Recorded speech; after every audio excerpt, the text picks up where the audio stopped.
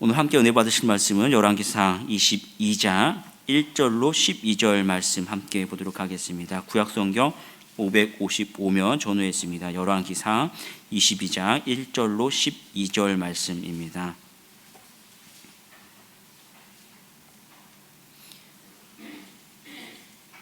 열왕기상 22장 1절로 12절 말씀 우리 함께 천천히 합독하도록 하겠습니다. 아람과 이스라엘 사이에 전쟁이 없이 3년을 지냈더라.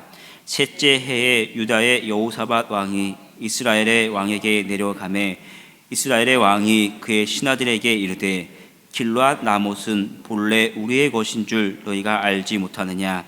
우리가 어찌 아람의 왕의 손에서 도로 찾지 아니하고 잠잠히 있으리요 하고, 여호사밧은 당신은 나와 함께 길르앗 라못으로 가서 싸우시겠느냐? 여호사밧이 이스라엘 왕에게 이르되 나는 당신과 같고 내 백성은 당신의 백성과 같고 내 말들도 당신의 말들과 같으니이다. 여호사밧이 또 이스라엘의 왕에게 이르되 청하건대 먼저 여호와의 말씀이 어떠하신지 물어보소서. 이스라엘의 왕이 이에 선지자 400명쯤 모으고 그들에게 이르되 내가 길르앗 라못에 가서 싸우랴 말랴? 그들이 이르되 올라가소서. 주께서 그 성읍을 왕의 손에 넘기시리이다. 여호사밧이 이르되 이 외에 우리가 물을 만한 여호와의 선지자가 여기 있지 아니하느냐? 이스라엘의 왕이 여호사밧 왕에게 이르되 아직도 아물라의 아들 미가야가 한 사람이 있으니 그로 말미암아 여호와께 물을 수 있으나 그는 내게 대하여 길한 일은 예언하지 아니하고 흉한 일만 예언하기로 내가 그를 미워하나이다. 여호사밧이 이르되 왕은 그런 말씀을 마소서. 이스라엘의 왕이 한 내시를 불러 이르되 이물라의 아들 미가야를 속히 오게 하라 하니라. 이스라엘의 왕과 유다의 여호사밧 왕이 왕복을 입고 사마리아 성문 어기 광장에서 각기 왕자에 앉아 있고 모든 선지자가 그들의 앞에서 예언을 하고 있는데, 그나아나의 아들 시드기야는 자기를 위하여 철로 뿔들을 만들어 가지고 말할 말씀이 왕이 이것들로 아람 사람을 찔러 진멸하리라 하셨다 하고, 모든 선지자도 그와 같이 예언하여 이르기를 길르앗 라못으로 올라가 승리를 얻으소서. 여호와께서 그 성읍을 왕의 손에 넘기시리이다 하더라. 아멘. 함께 봉독한 말씀을 중심으로 당연한 것도 신중하게 라는 제목으로 은혜를 나누도록 하겠습니다. 오늘 1절 말씀을 보면 아람과 이스라엘 사이에 전쟁이 없이 3년을 지냈더라라고 이제 말씀을 시작합니다. 아람이 이미 이전에 두 차례 북이스라엘을 이제 침공을 했고, 그런 속에서도 이제 하나님께서 도우셔서 완전히 철저하게 이제 망하게 되죠. 그래서 우리가 지난번에 말씀을 살펴보면은 그 아람 왕 베나닷이 패하고 나서 도망갈 곳이 없어서 골방에 숨고 나중에는 이제 나와서 상복을 입고 이제 목숨을 구걸하는 그 지경까지 왔습니다. 근데 그때 이스라엘 왕 아합이 그 베나닷을 죽였어야만 하는데 죽이지 않고 이제 그들이 가지고 있는 것들 그 땅을 다시 빼앗고 무역을 하기 위해서 죽이지 않고 그 서로 간에 이제 조약을 맺게 되죠. 그리고 나서 3년이 흘렀다라는 그런 말씀입니다. 그리고 2절 3절의 말씀을 한번 다시 읽어 보겠습니다. 2절 3절.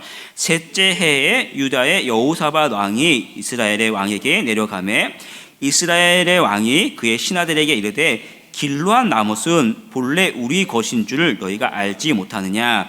우리가 어찌 아람의 왕의 손에서 도로 찾지 아니하고 길르앗에 있으리요 하고, 이때까지 이 남과 북은 아직 막 치고받고 하는 그 전쟁이 끊이지 않던 그런 때입니다. 다만 이때 어떤 일이 있었냐면은 이 남북 간에 서로 정략 결혼을 맺고 이제 약간의 그 전쟁이 이런 것들이 좀 드문 그런 상황에 안정된 상태에 있었던 것이죠. 그래서 이 유다의 이 여호사밧 왕이 북이스라엘의 그 아합에게 이제 가게 된 것이죠.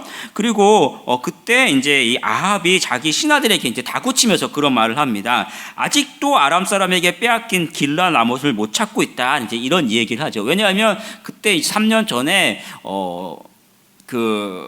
베나닷을 죽이지 않았던 것은 자기들이 빼앗겼던 그 땅을 뺏으려고 했던 그런 목적이 있었던 것인데, 이 길랏 나봇이라는 그런 어떤 정략적으로 굉장히 중요한 땅이 있었는데 그것을 자기들이 다시 도로 찾아왔어야 되는데 3년이 지난 이때까지 또 아직 못 찾고 있다.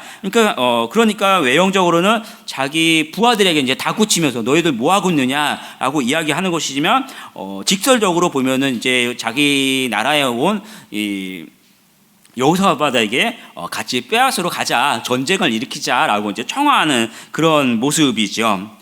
아합이 아람을 이겼을 때는 그 잃어버린 땅을 그때 당시는 잃어버린 땅을 회복할 목적으로 이 베나닷을 살려뒀는데 3년이 지난 지금까지 또 못 찾고 있었다라는 사실을 우리가 한번 기억해 봐야 합니다. 아합 왕은 세상 부귀에 눈이 멀어서 하나님의 말씀이었죠. 하나님의 말씀이 당연한 거예요. 당연하게 하나님의 말씀에 순종하고 그 베나닷을 죽였어야만 함에도 불구하고 하나님의 말씀에도 순종하지 못하고, 지금 이 시점에서 보면은 너무나 당연한 것 같지만 또 그가 생각했던 어떤 세상적인 이득, 이건 역시도 취하지 못했다라는 사실입니다. 다시 말하면 우리가 하나님의 말씀에 불순종하고 악인들과 결탁을 하면 세상적인 어떤 이득을 얻을 것 같이 그렇게 생각을 하고 있지만, 오늘 말씀을 보면 실제로는 우리에게 아무런 유익이 없다라는 사실을 우리는 깊이 기억해야 합니다. 예를 들면 우리 종종 그럴 때가 있죠. 주일이나 예배를 앞두고 조금만, 지금 사람들이 많이 오고 있으니까, 지금 돈을 많이 벌고 있으니까 조금만 더 일을 하고 예배는 좀 한 번쯤은 빠지든지 조금 늦게 가자라고 할 때가 있죠. 그럴 때도 있고, 아니면 좀 한 번쯤은 조금 빠지고 어디를 가도 되지 않을까 그렇게 생각할 때도 있습니다. 다음에 가자, 다음에 봉사하자, 이렇게 생각할 때가 있죠. 마치 그런 것들 좀 우리가 너무나도 당연한 이 신앙의 모습임에도 불구하고 타협하고 좀 괜찮은 대안이 될 수 있을 것 같지만 어떻습니까? 돌아보면 결국 아무런 유익이 없었다라는 사실을 우리는 잘 알고 있습니다. 세상과 타협하고 얻는 어떤 세상 복이 아니라 하나님의 말씀에 순종하고 하나님이 주시는 그 은혜와 복을 누리는 우리 성도들이 되기를 축복합니다. 남북이 연합해서 아람을 무찌르고 빼앗긴 길랏 나못을 되찾는 것은 사실 어떻게 보면 너무나 당연한 것이죠. 하나님이 그들에게 주신 땅이니까. 그런데 그 당연한 것도 때로는 우리의 그 당연한 것이 우리의 상식인지 아니면 이것이 하나님의 말씀, 하나님의 뜻인지 우리는 하나님의 뜻이 분명한지 분명하게 좀 가려낼 필요가 있습니다. 4절을 보면 이 같이 전쟁을 일으켜서 빼앗으러 가자라고 이 아합의 제안을 할 때 그 제안을 들은 이 여호사밧은 이런 제안에 한편으로는 동의를 합니다. 이렇게 이야기하죠. 여호사밧에게 이르되 당신은 나와 함께 길랏 나못으로 가서 싸우시겠느냐. 같이 읽겠습니다. 여호사밧이 이스라엘 왕에게 이르되 나는 당신과 같고 내 백성은 당신의 백성과 같고 내 말들도 당신의 말들과 같으니이다. 너무나도 당연한 거고 또 그렇기 때문에 동의한다라는 이야기죠. 그러면서도 5절을 보면 뭐라고 이야기합니까? 여호사밧이 또 이스라엘 왕에게 이르되 청하건대 먼저 여호와의 말씀이 어떠하신지 물어보소서. 지극히 당연한 것이지만 당연하다라고 생각하지 않고 하나님의 뜻이 무엇인지 물어봐야 한다라고 이야기합니다. 어떨 때는 당연하면서도 항상 하나님의 뜻을 묻고 말씀대로 살려는 이 삶의 자세를 우리가 볼 수 있지요. 특히 전쟁과 같은 이 큰 문제에 대해서는, 큰 상황 속에서는 당연한 것, 상식이 아니라 하나님의 뜻을 묻는 신중함, 하나님의 뜻대로 살려는 우리의 신앙의 의지가 더욱 필요합니다. 우리도 큰 사업을 앞둘 때, 아니면 이사를 할 때, 어떤 큰 투자를 할 때, 결혼, 취직, 이런 것들을 하면 너무나 당연한 그 길을 가게 됐죠. 돈을 버는 길로 가야 되고 좋은 곳으로 가게 되고 내가 사랑하는 사람을 만나고 이왕이면 더 좋은 환경으로 가고, 그것이 어떻게 보면 당연한 것이고 지극히 상식적인 우리는 그 방향으로 내가 좋은 곳으로 선택하게 됩니다. 그런데 그것이 나의 앞으로의 모든 많은 삶의 길을 좌우할 때, 배우자를 만날 때, 아니 큰 돈을 투자해서 어떤 심각한 영향을 미칠 때, 이럴 때는 내가 좋은 것, 내가 어떤 상식적인 것, 당연한 것이 아니겠지요. 당연하면서도 하나님의 뜻이 맞습니까? 하나님의 뜻대로 가려는 우리 삶의 방향성, 삶의 길이 분명하게 정해져야만 합니다. 큰 것을 어떨 때는 큰 것을 물을 때는 하나님께 묻고 확신이 있을 때 말씀 따라서 살아가는 우리 성도들이 되기를 축복합니다. 6절을 보면 하나님의 뜻을 확인하자는 이 여호사밧의 제안에 아합은 400명이 되는 선지자들을 데리고 왔지요. 그리고 그들은 한결같이 올라가소서 주께서 그 성읍을 왕의 손에 넘기시리라라고 긍정적인 이야기를 합니다. 어떤 결정을 할 때 여러분 그 사람들이 누군지를 떠나서 400명이라는 사람들이 여러분 옆에 와서 좋은 방향으로 하라고, 돈 벌 수 있다고, 괜찮다고, 좋다라고 이야기하면 400명이 그렇게 동의를 해주면 어떻겠습니까? 분별력을 떠나서 내가 하는 게 맞구나 라고 어떤 그런 확신과 기쁨과 열정이 막 그렇게 확신이 막 생기겠죠. 이게 옳고 그름을 떠나서 400명이 내 뜻에 당연하게 상식적으로 동의를 해주면 아마 가짜라도 그런 확신이 올 것입니다. 아합은 그렇게 이 선지자가 어떤 선지자라는 그 사실을 떠나서 많은 사람들을 동원해서 내가 듣고 싶은 그런 음성을 듣게 되는 것이죠. 11절을 보면 이들의 어떤 대장격 되는 그 시드기야라는 사람이 그래서 결정적으로 찾아오죠. 말씀을 보면은 철불을 들고 와서 이렇게 이야기합니다. 여호와의 말씀이 왕이 이 철불로 그들을 다 내려칠 것이다 라고 이렇게 이야기하는 것이죠. 그러니까 이런 어떤 퍼포먼스, 강력한 무기를 가지고 와서 더욱더 이제 확신을 주는 어떤 승리에 대한 확신을 심어주는 것이죠. 그런데 7절을 보면 여호사밧은 이렇게 물어봅니다. 같이 읽어볼게요. 여호사밧이 이르되 이 외에 우리가 물을 만한 여호와의 선지자가 여기 있지 아니하나이까. 6절에 아합에게 온 사람들도 뭡니까? 선지자들이었지요. 그들도 선지자들이었는데 오늘 7절을 보면 여호사밧이 찾는 사람은 누구입니까? 여호와의 선지자입니다. 무슨 차이가 있습니까? 그냥 선지자가 아니라 여호와의 선지자, 우리에게 하나님의 말씀을 들려줄 사람이 있느냐, 하나님의 길을 보여줄 사람이 있느냐라는 것입니다. 그냥 단순히 선지자라는 이름을 가지고 내가 듣고 싶은 말을 듣는 것이 아니라 분명하게 하나님의 뜻을 우리에게 가르쳐 줄 수 있는 그런 사람을 찾는 것이죠. 그냥 선지자의 이름을 가지고 옆에서 나에게 좋은 소리만 하는 사람들이 아니라 분명한 하나님의 음성을 들어야 합니다.